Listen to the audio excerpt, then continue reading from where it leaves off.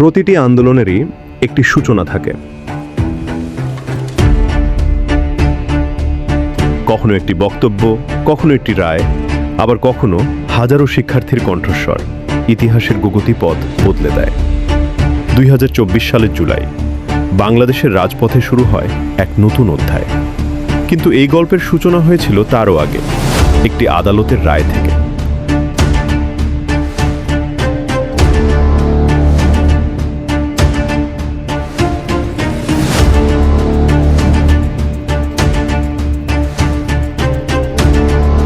June 2024 high court 2018 সালের সরকারি প্রজ্ঞাপনকে অবৈধ ঘোষণা করে।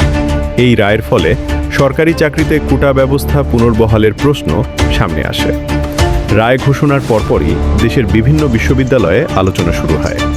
সামাজিক যোগাযোগ মাধ্যমেও বিষয়টি দ্রুত ছড়িয়ে পড়ে।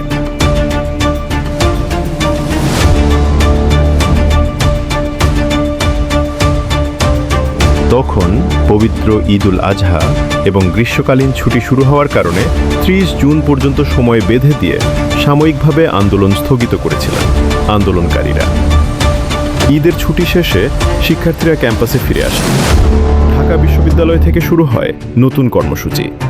ধীরে ধীরে রাজশাহী, কুমিল্লা, জাহাঙ্গীরনগর, বরিশাল সহ দেশের বিভিন্ন বিশ্ববিদ্যালয়ে আন্দোলন ছড়িয়ে পড়ে।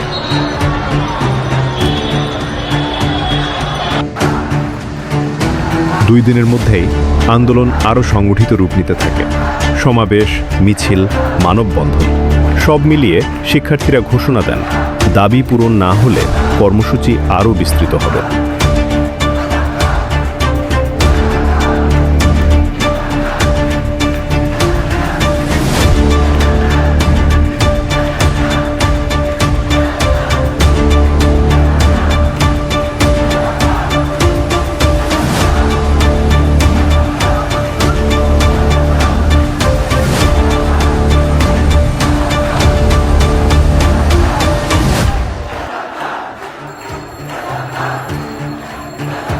জুলাই সকাল থেকেই ঢাকা বিশ্ববিদ্যালয় এলাকায় শিক্ষার্থীদের উপস্থিতি বাড়তে থাকে।